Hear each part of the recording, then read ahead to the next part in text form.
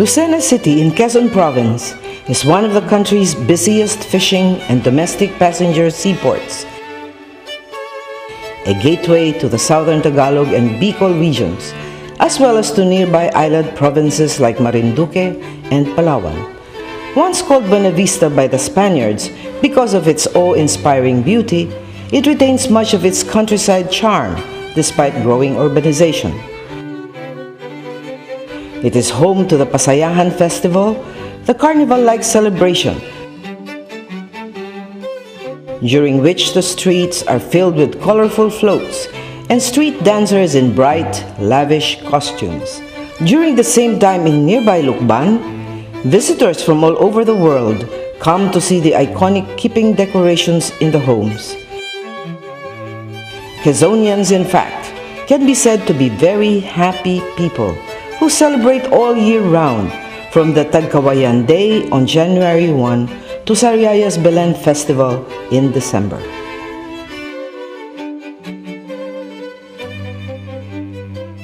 When one thinks of festivals, one thinks of food.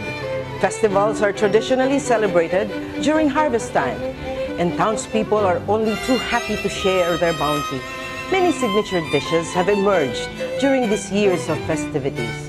It is a tradition in Lucena and the rest of the Quezon Province to open their homes to guests during fiesta time. We will visit some of those homes and sample their heirloom dishes as we go through the day. SM and the Philippine Star takes us on a culinary tour of Lucena and the nearby towns as we explore My City, My SM, My Cuisine. My City, My SM, My Cuisine. Hi! Magandang hapon po sa kanilang lahat. I am Cora Alvina, your guide to My City, My SM, My Cuisine.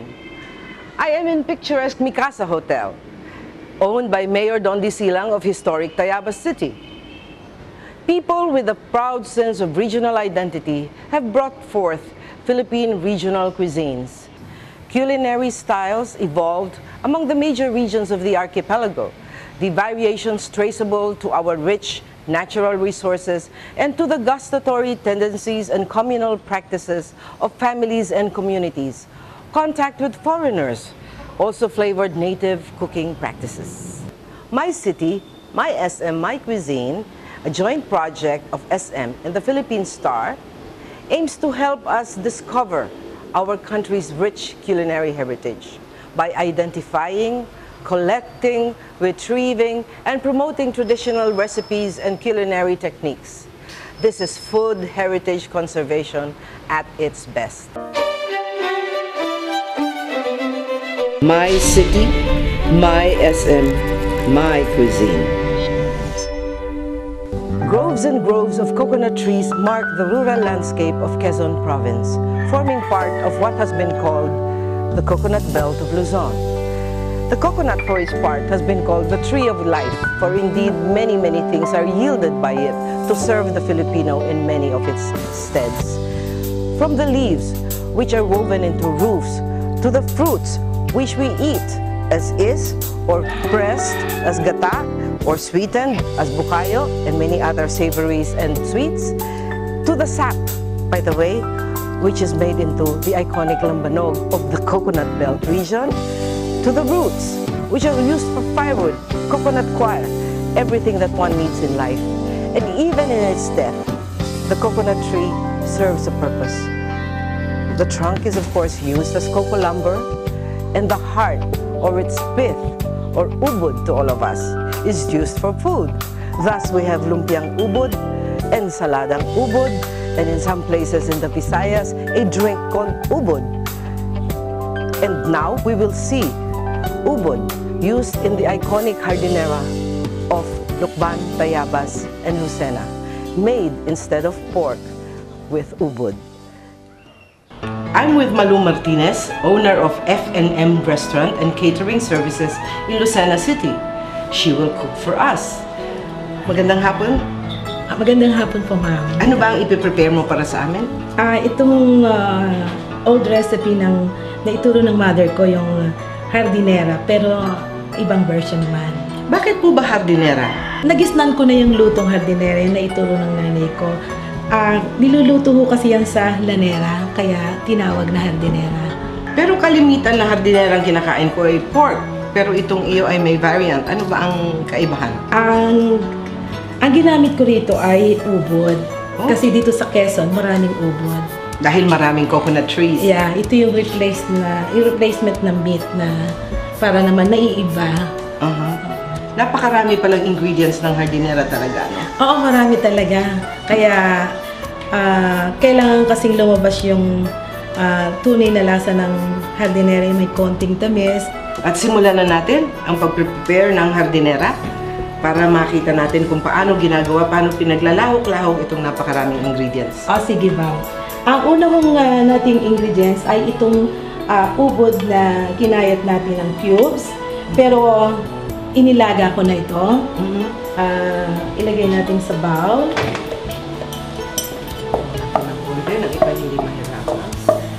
Sige, akong assistant. Okay. We use 3/4 cups of sweet mix pickles. Okay. Sweet or dilled? Ano po ba ang nilalagay? Sweet mix. Sweet mix pickles. Yeah. 3/4 cups pineapple tidbits. Okay. Just 1/2 cup chopped red pimiento. Okay. Tunay na pimiento yung nasa lata, yung Yes, pimiento. And then 2 tablespoon raisin. 1/2 cup liver spread. May liver spread pala yan. Hindi Yes, ko alam. Kain ako ng kain. Hindi ko alam na may liver spread. And 1 cup Vienna sausage. You can use frankfurters kung available. 1 cup luncheon meat. Okay. 1/2 cup grated cheese. Anong klaseng cheese? Cheddar? Cheddar, ma'am. Okay, mix it together. Okay. Pero hindi everyday food ang hardinera, no? Hindi ho. Pag may mga special occasion like fiesta. Kasi nga, kapag fiesta, kapag pahiyas at iba pang fiesta dito sa Quezon ko, natitikman ang hardinera. We set aside the mixture. Okay, so let us set it aside somewhere. Yeah. Meanwhile, we will saute 2 tablespoon butter, 2 teaspoon garlic. Anong gagawin sa garlic? Yung itutusta, iba brown o hanggang ano lang? Yung parang lang, medyo ano lang. transparent lang. Yes. Maluto lang ang... Yes, ma'am. You put 2 tablespoon white onion. I am using white onion para ho maganda yung blend niya sa kulay ng ubod. Okay. Naka-chop po yan? Yes, ma'am. Mabango na.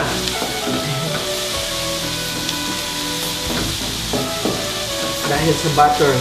Iba talaga ang pagluluto sa butter. And then we put 1 cup of ketchup. Ketchup, hindi tomato sauce. Hindi, ma'am. Kasi maasim po kasi ang tomato sauce.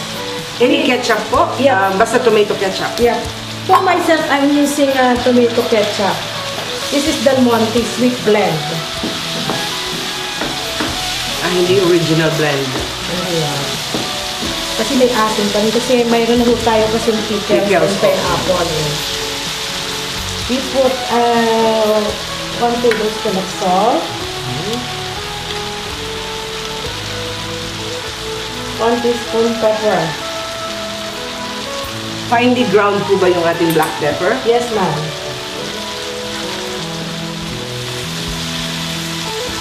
After this, we put the mixture in our mixture of ubod. Okay, clear the place. Cool down. Hindi naman i-ano pa rin natin, isi-simmer pa rin. Para lang, ilagay ko lang para ma-blend na mabuti.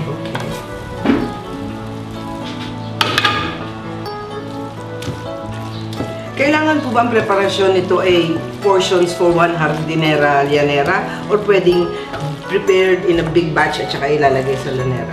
Pwede lang, kaya lang ho ay dapat proportionate para ho yung lasa ay pare-pareho. We put it back in the saucepan para ho ma-simmer lang po. Pero yung po mapapansin natin sa pagkain Pilipino, maraming ingredients, marami yung proseso, pero siguro nga dahil mayroong pag-ibig pag nagluluto. Then we simmer it for a while in a low fire. Meanwhile, we will prepare our... Pwede ko lang itabi ito. Not yet. Okay. Sorry. Then while we're using the llanera, we will line this with banana leaves. And line it with butter. Kaya lang natin nilalagyan ng butter para ho pagtataktak ng llanera, buo-buo siya. Room temperature yung butter, no? Almost melted para malambot na malambot.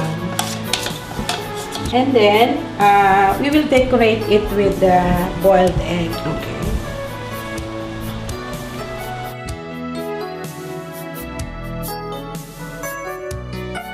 We will put the breadcrumbs. Okay. Saan po? Doon sa mixture? Yes, a mixture. Okay. Para ho siya yung magbabind. I see. I'm using evaporated milk. Also? 1/2 cup. Okay.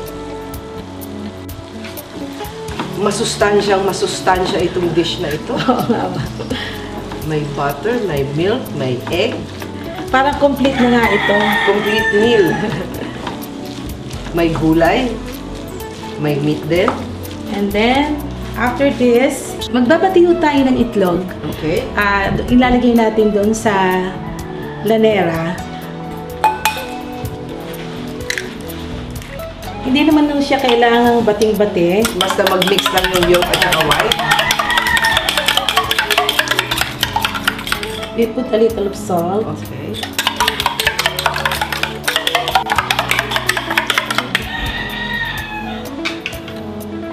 Nauuna yung egg. Nauuna ho yung egg. Akala ko noon, pag naka-set up na sa loob ng llanera yung mga meats and other ingredients at saka ibubuhos. Ready na ho ang ating llanera. Okay. Na maglalagay na tayo ng mixture.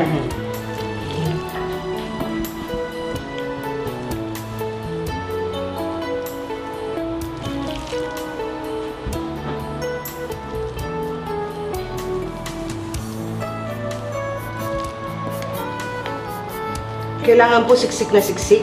Oo, kailangan ma'am. Para ho hindi siya pag na-steam na natin siya at nilagyan na natin sa isang lalagyan, hindi ho siya yung Magka-crumble. Oo, yung bumabaksak. Hindi po dinadaganan. Hindi naman ho. I-steam na ho natin siya ng 20 to 30 minutes. Okay. Makikita ho natin na pagluto na yung itlog na nilagay natin sa ilalim kasi umiibabaw ho siya, luto na ho yun. Okay. So, indicator din pala yung itlog kapag naluto siya, yun ang indication na ready na. Yes, ma'am.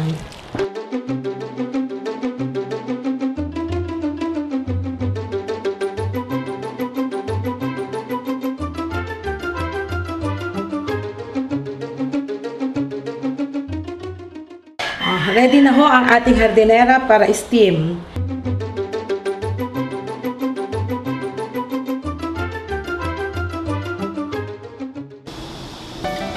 Malinamnam. Lasang-lasa lahat. From the butter, to the egg, to the ingredients. At ang kaibahan nga ay light dahil sa ubod. Congratulations on your variation. Thank you very much po.